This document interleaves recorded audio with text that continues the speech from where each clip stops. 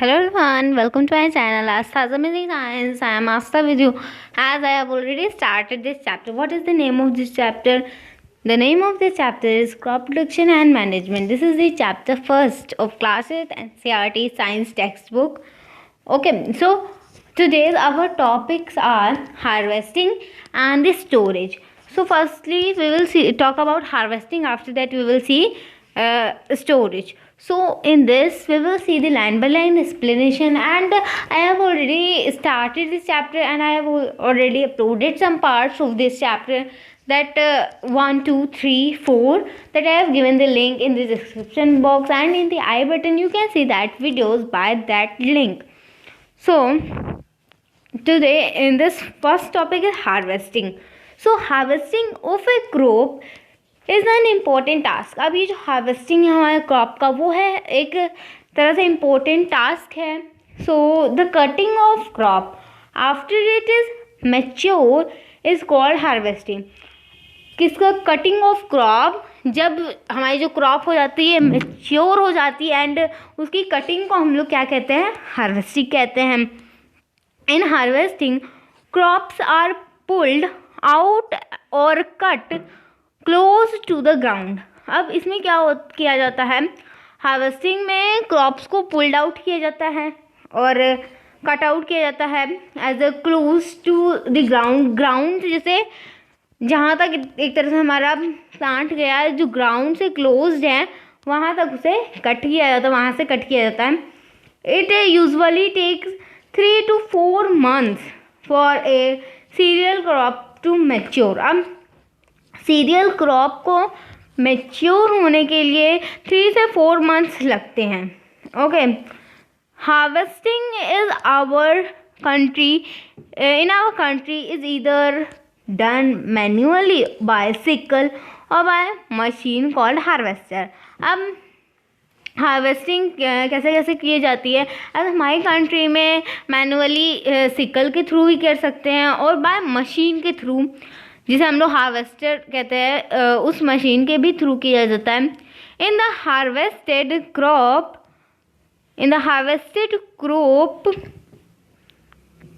The grain seeds need to be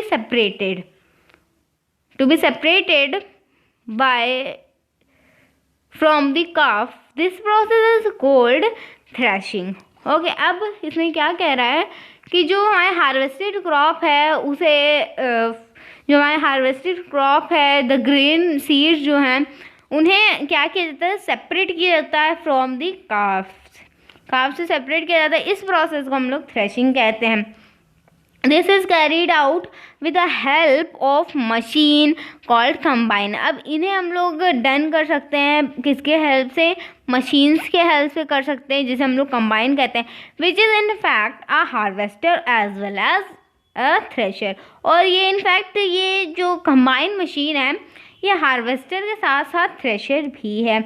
in this image, this is the image of as a combine machine. Okay, after that what Paheli is saying, after harvesting some stubs are left in the field which are burned by farmers. Paheli is worried. She knows that it causes pollution. It may also cause catch fire and damage the crop lying in the field. अब after पहली कह रही है कि harvest करने के बाद कभी कभी क्या किया जाता है, जो स्टब्स लेफ्ट हो जाते हैं वहाँ पे बचे रहते हैं और फील्ड में उन्हें बर्न कर देते हैं, मतलब जला देते हैं फार्मर्स. पहले वरीड हो रही थी कि क्योंकि उसको पता है कि ये पोल्यूशन भी कॉज कर सकता है और इससे फायर भी लग सकती है और वो क्रॉप्स को डैमेज भी कर सकता है जो फील्ड में रहते हैं. Farmer with a small holding of land do the separation of grain and calf by winnowing. अब farmers, अभी हम लोगों ने देखा कि कैसे जहाँ पे लैंड बहुत ज़्यादा रहती है जिन फार्मर्स के पास, वो तो कंबाइन मशीन से एक तरह से वर्क कर लेते हैं, बट वो फार्मर्स जिनके पास स्मॉल होल्डिंग ऑफ लैंड रहती, वो कैसे सेपरेट करेंगे? वो करेंगे विनोइंग मशीन से. This is the winnowing machine. The figure 1.9, this is the winnowing machine. You have already studied this in class 6. आपने ये class 6 में already पढ़ा होगा. Before going to our next topic is storage, firstly we have to see this harvest festival. After 3 or 4 months of hard work, there comes the day of the harvest. अब 3 से 4 महीने के बाद, hard work के बाद, यहाँ पे एक दिन आता है हार्वेस्ट का. और the sight of golden field of standing crop laden with grain fills the heart of a farmer with joy and a sense of well-being. Okay, अब जब 3 से 4 महीने के बाद जो एक दिन आता है हार्वेस्ट का, तब उनके जो फार्मर्स होते हैं, उनकी जो क्रॉप्स होती है वो गोल्डन फील्ड की तरह लगती है. Cereal crops mostly of standing crop laden with grains के साथ भरी हुई. ये क्या करती है, इसे देख कर के जो फार्मर होता है उनका हार्ट फिल विद जॉय से फिल हो जाता है and sense of well being. अब the effort of the past season have borne fruit and it is time to relax and enjoy a little. अब इसमें क्या कह रहा है कि पहले जो उन्होंने इसे पास्ट सीज़न में उन्होंने इतना एफर्ट किए, इतना ज़्यादा वर्क किया और उन्होंने इस एफर्ट का, इस वर्क का अपना फ्रूट पाया, मतलब कि फल पा लिया. एंड इट इज़ टाइम, अब ये टाइम है उनके थोड़ा सा रिलैक्स और थोड़ा सा इंजॉय करने का. The period of harvest is thus a great joy and happiness in all parts of India. अब जो पीरियड होता है हार्वेस्ट का, ये बहुत ग्रेट जॉय और हैप्पीनेस का होता है in all parts of India, India के हर पार्ट्स में. And women celebrate it with great enthusiasm.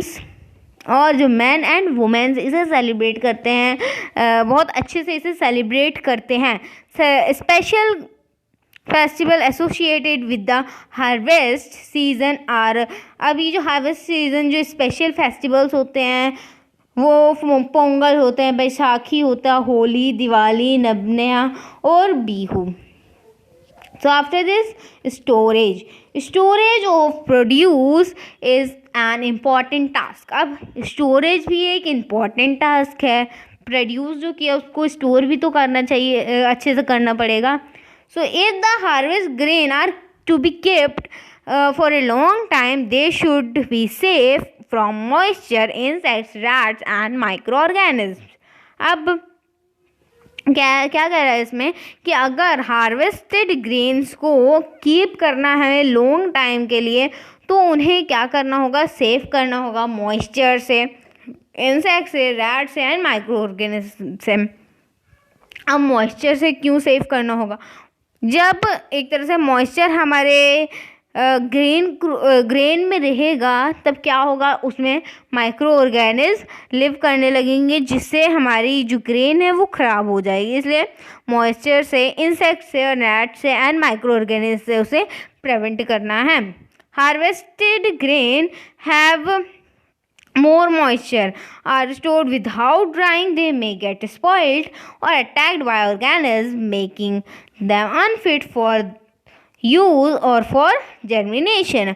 अब ये जो अगर जो फ्रेशली हार्वेस्टेड ग्रेन होती है, अगर उसे ग्रेन सीड्स होते हैं, उन्हें अगर हम लोग स्टोर कर दें बिना ड्राई किए, बिना सुखाए या फिर बिना ड्राई किए, तो वो क्या हो जाएंगे ना, वो स्पॉइल्ड हो जाएंगे और ऑर्गेनिज्म्स के थ्रू अटैक्ड हो जाएंगे, मेकिंग देम अनफिट, और वो यूज़ करने के लिए अनफिट हो जाएंगे और जर्मिनेशन के लिए भी. Hence, before storing them, the grain are properly dried in the sun to reduce the moisture. अब reduce the moisture, okay. So hence before storing, store करने से पहले ग्रेन को प्रॉपरली ड्राई कर देना होगा और उसमें से मॉइस्चर को एक तरह से रिड्यूस हो जाएगा, जो सन है वो रिड्यूस कर देगा मॉइस्चर को. So this prevents the attack by bacteria and fungi, और ये प्रिवेंट करेगा अटैक इंसेक्ट, पीस, बैक्टीरिया और फंगी से के अटैक से. ओके, आफ्टर दैट व्हाट्स पहेली saying, I saw my mother putting some dried neem leaves in an iron drum containing wheat. I wonder why. अब उस जो पहेली है उसने देखा कि उसकी जो मदर है वो पुट करें कुछ ड्राइड मतलब सूखे हुए नीम की पत्ती एक आयरन ड्रम में जिसमें वीट है, पहले से ही वीट रखा है उसमें. अब क्यों उनकी मदद कर रही हैं ऐसा, वो पहली सोच रही है कि वाई शी इज़ वंडरिंग, क्यों उनकी मदर ऐसा कर रही हैं, नीम लीव्स को क्यों उसमें ड्रम में डाल रही हैं. Farmers store grains in jute bags और मेटालिक बीन्स. अब फार्मर्स अपना ग्रेन है जो उसे स्टोर करते हैं जूट बैग्स में और मेटालिक बीन्स में. However large scale storage of grain is done in silos and granaries. अब जब लार्ज स्केल ऑफ स्टोरेज होता है तब इसे सिलोस और ग्रेनरीज में किया जाता है to protect them from pests like rats and insects. और इन्हें क्या किया जाता है जिससे क्या हो कि रैट्स एंड इंसेक्ट से और जैसे पीस्ट जैसे कि रैट्स एंड इंसेक्ट से उन्हें प्रोटेक्ट किया जा सके. अब इसमें क्या दिया है 1.10 का ए फिगर देखिए, ये है देख सकते हैं आप, ये सिलोसेस है फॉर स्टोरेज ऑफ ग्रेन्स के लिए, ये सिलोसेस है बड़े बड़े. And in this image storage of grain in Ghani bags, ये गनी बैग्स में स्टोरेज किया गया है इन ग्रेनरीज में. After that, dry neem leaves are used for storing food grains at home. For storing large quantities of grain in a big godown, specific chemical treatments are required to protect them from pests and microorganisms. अब dried नीम leaves ज़रूरी होती हैं, are use, ये use किया जाता है as for storing grains, food grains को store करने के लिए होम में, एट होम. और large quantity of grains, big godowns and specific chemical, कुछ स्पेसिफिक केमिकल्स को की ट्रीटमेंट भी की जाती है जिससे पीस्ट और माइक्रो ऑर्गेनिज्म से इन्हें प्रोटेक्ट किया जा सके. After that food from animals. अब फूड फ्रॉम एनिमल्स देखते हैं. एक्टिविटी 1.3. एक्टिविटी 1.3 फर्स्टली हमें देखनी पड़ेगी, देन आफ्टर दैट हम पढ़ेंगे उसके आगे पैराग्राफ.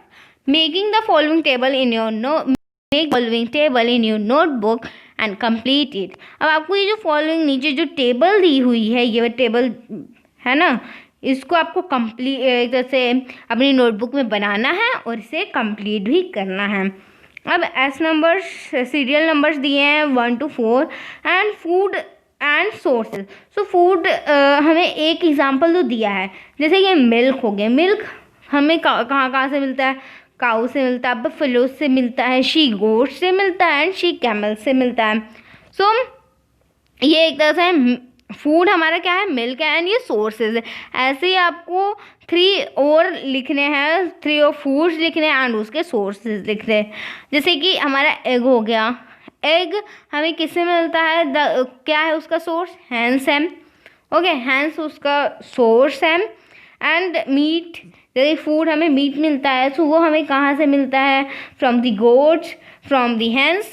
सो ये सब आपको फिल करना है एंड आपको ये अपने आप से करना है एंड आपको ये नोटबुक में अपनी मेक करना है अच्छे से एंड इसे कंप्लीट करना है.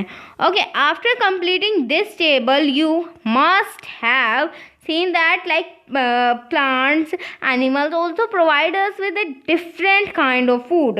अब जब आप इस टेबल को फिल करोगे तो आप चाहो तो और भी फिल कर सकते हो, इसमें 3 दिए हैं, आप चाहो तो 4 to 5, 6 भी कर सकते हो.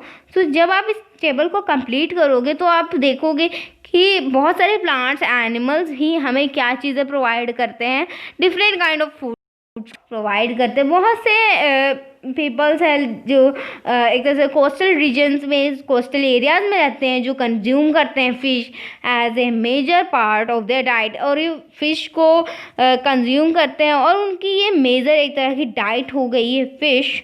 Okay, So after that, in the previous classes, you have learnt about the food that we obtain from plants. आप प्रीवियस क्लासेस में देखे ही होंगे कि जो फूड्स हैं जो आपने obtained किया है प्लांट्स के थ्रू, जो आप प्लांट्स के थ्रू obtained करते हो. We have just seen that the process of crop production involves a number of steps like selection of seed, sowing etc. अब आपने इस पर्टिकुलर चैप्टर में क्या देखा कि पूरा प्रोसेस देखा आपने क्रॉप प्रोडक्शन का.